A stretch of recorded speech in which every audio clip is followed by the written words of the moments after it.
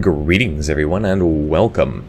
I'm your host Captain Ryan. Today's video I'm playing in the Tier 6 Premium French Baguette, the Grasse, here in World of Warships. As the battle gets underway, it's standard battle mode, and it is a Tier 6 maximum game. There are carriers in play, but I am in a French cruiser, so I'm not too concerned about that, and the carriers are only Tier 5. Now, I am more concerned about the possibility of destroyers and the fact that there are an alarming number of battleships in comparison to the number of cruisers on the team. So there are a lot of big guns that I do need to worry about, but that's alright. I'm ready. Now, as I pointed out in chat at the beginning, I would be covering the north end of the map. It is standard battle, so there's no bases up here, but the enemy base is up on the north side while our base is on the south side.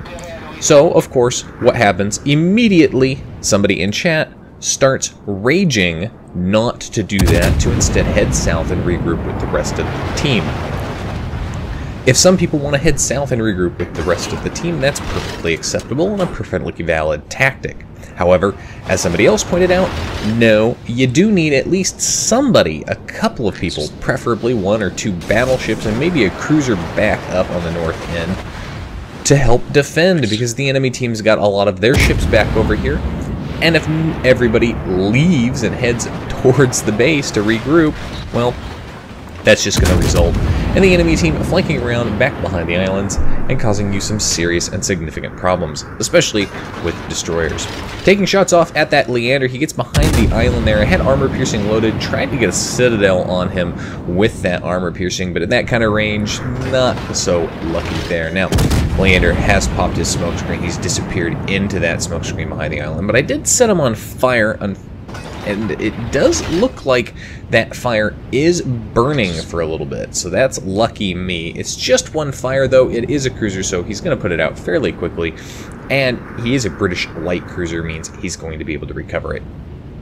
Now, you'll notice here, even though my detection range is back down to the 11.1 kilometers here, I am still being detected, but there's nothing spotted inside that range. So that tells me exactly what's spotting me. It is one of the enemy destroyers. Speaking of enemy destroyers, the enemy French destroyer, the Angie there, has been spotted. He's currently under air assault by the carrier. Yes, our carrier, Tier 5, is trying to torpedo that destroyer, or at the very least bomb him, but that's perfectly fine. Those planes are help spotting him. Look at that. He's got his fighters right over top.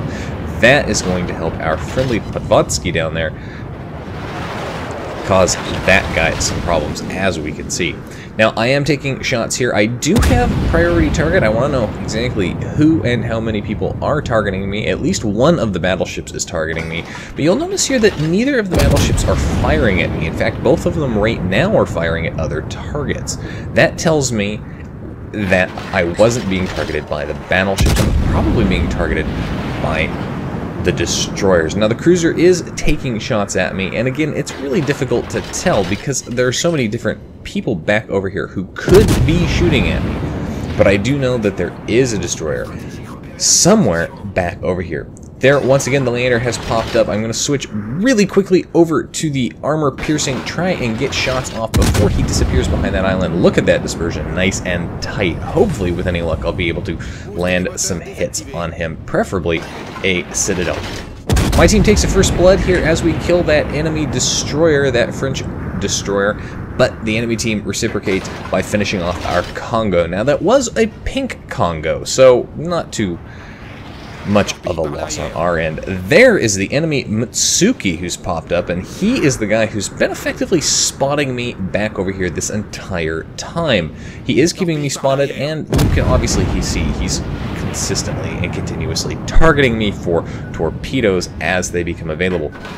But of course, because the Congo is dead, I am now effectively the only ship back over here on this side of the map for these two battleships to shoot at. So I am going to be targeted by these two battleships. Now, if that Mitsuki was feeling brave, he could come up and he could try to cause me problems.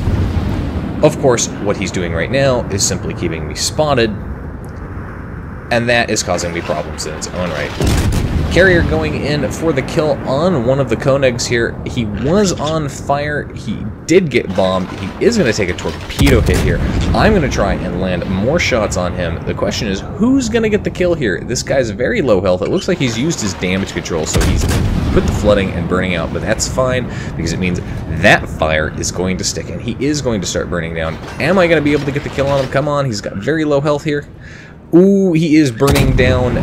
Still just a little bit less. Come on. Yes, there it is. Secure my first kill in the game. And now that's 2 enemy battleships and a destroyer dead on the enemy team. Friendly Carrier, though, has decided to start making a run for the channel. Very smart on his part, not sticking around here because we do still have another Koenig. And, of course, there is still that Mitsuki hanging around here. And while I have every confidence in my ability to kill the Mitsuki, he is a Japanese destroyer, and if he so wished, he could continuously spam torpedoes in our direction without ever being spotted. So here in a second, I'm going to ask the Carrier to use his planes, his fighters specifically, to go and spot that Mitsuki. Carrier isn't going to respond to me, though, in that you can see his fighters are actually going the opposite direction right now. There are more torpedoes coming in there again from the Mitsuki. Gonna go ahead, I'm gonna give him a wide berth. I've got my speed boost active so I can make this kind of maneuver here. I'm gonna continue putting fire out on this Koenig. Now, for the Koenig, I am a very juicy target. I am a broadsiding cruiser, and he's got big guns. There's another fire, so he's gonna continue to burn.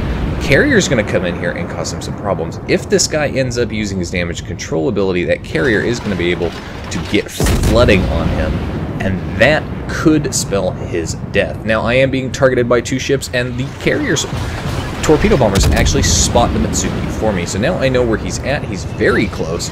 I'm actually almost inside of just regular detection range anyway for him. He's going to do the smart thing. He's going to slam on his brakes. He's going to pop a smoke screen, and he's going to drop off detectability.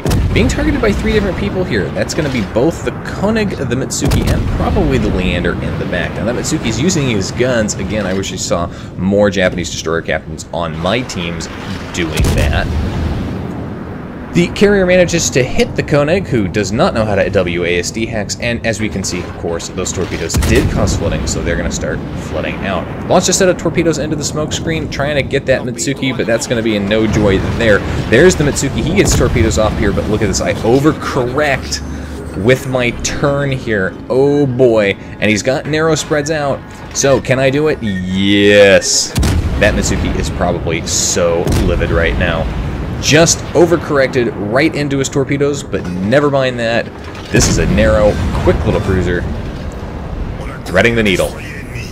And that Mitsuki is dead. There's now just 1 destroyer left, and it's actually a T-22. A little German destroyer, so not too concerned about his existence, as I should be able to see him without any issue.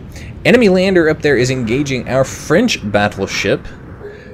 But remember, Leander's got torpedoes, and at this kind of range, those torpedoes do not take long to reach their targets. And they do a lot of damage. So our French battleship back over there, well, he's met his end, and that's a bit unfortunate. And with the Leander now in a smokescreen, he's no longer able to spot me, nor am I able to spot him. So I try to get shots over that island towards that Bayern. With any luck, I was going to hit him, but of course, no luck there. They all hit the island. He does turn away anyway. I'm not even sure I could have hit him. My team is solidly in the lead here, and now I am in a position to push the base. But you'll notice here, I'm pushing the base against a Leander. Both of us are tier 6 cruisers. Both of us have torpedoes. I have high explosive and armor piercing, which is good for me. Leander only has armor piercing, which, depending on how I play this, is both good and bad for him. But he has more health last time we checked, and I have no backup yet. Podvotsky, moving close to the Leander, does get close enough to spot this guy in his smokescreen. I have the armor piercing loaded because I want to be able to get these broadside shots there. Leander actually manages to take out the Podvotsky. I'm going to fire off a set of torpedoes. because I fired, he can spot me inside of his smoke screen, even though there's nobody else around to spot. There are aircraft over there, though. They are going to play a spotting factor here. But the question is, how is this Leander going to handle me? Well, he avoids firing because he knows if he does, he's going to get spotted. And sure enough, there it is. But you see there, he fired armor piercing right into the bow. Now, managed to get shots off there. Nice big citadel. I turn broadside to try and get my rear guns lined up here. I really want this kill here to finish him off before the carrier does it. Another citadel, finish him off. There's 3 torpedoes out in the water. Slam on the brakes, slow down to avoid these as well. Turns out, though, I didn't necessarily need to turn broadside to get those shots there. I took a bit of a gutsy risk in order to do that. Paid off for me at the end, but I didn't need to because that torpedo set that I launched earlier, well, one of those was going to hit him directly. I really just wanted to beat the carrier to that kill. I am now in the enemy base. The enemy now has 2 ships left. They've got a New Mexico that's got a lot of health. He's a dangerous battleship. If you've ever seen any of my New Mexico replays, you will be well aware this thing can cause some problems. Against this many players, though, not so much. But it depends all on the T-22 on the enemy team. How much health does he have left?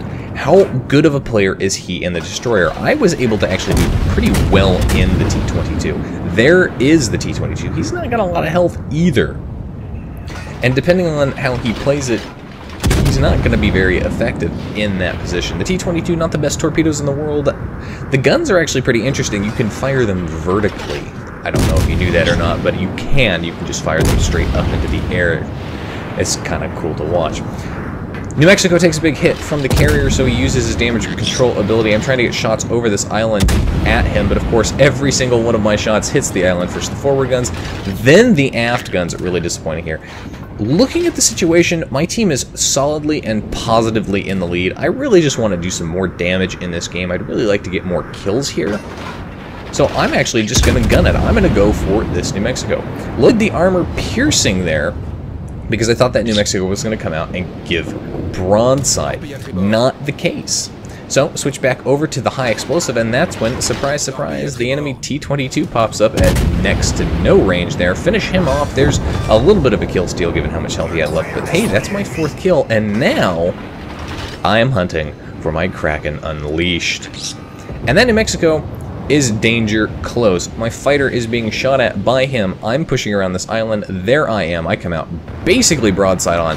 Now I'm going to short these torpedoes just a little bit. I know the maneuverability of this ship. It's not the most maneuverable, but he could turn in and cause problems, and that's what he's going to start to do. Set him on fire. Secondaries actually get a couple of hits on him, but finish him off with torpedoes for that Kraken Unleashed. 66,000 damage done in a tier 6 maximum game. 2 torpedo hits, 128 gun hits there. 5 enemy kills, 2 citadels, 9 fires though. And look, my little Frenchie has secondary guns, and they even got in on the action. Pretty much fired all my guns in that battle. Top of the team for XP earned at 1,500 base XP. Very, very good. Our carrier actually did pretty well. Look at that. He ended up 3rd on the team. It's pretty good for a tier 5 carrier. Anyway, that's it for today's game, folks. If you liked the battle, hit that like button. Hit the subscribe button. Leave a comment down below. If you'd like to get semi-regular channel news and updates, you can do so by liking and following me on Facebook. If you'd like to help support me and the channel, you can do so by becoming my supporter on Patreon. If you've got a replay like this one that you'd like to have me take a look at, or see featured on my channel, you can do so by sending it to my email. And if you'd like to watch me play various games live, albeit intermittently, you can do so by following me on Twitch. You can find the links for all of those in the video description down below. And as always, I'll see you next time. This is Captain Rye, signing off.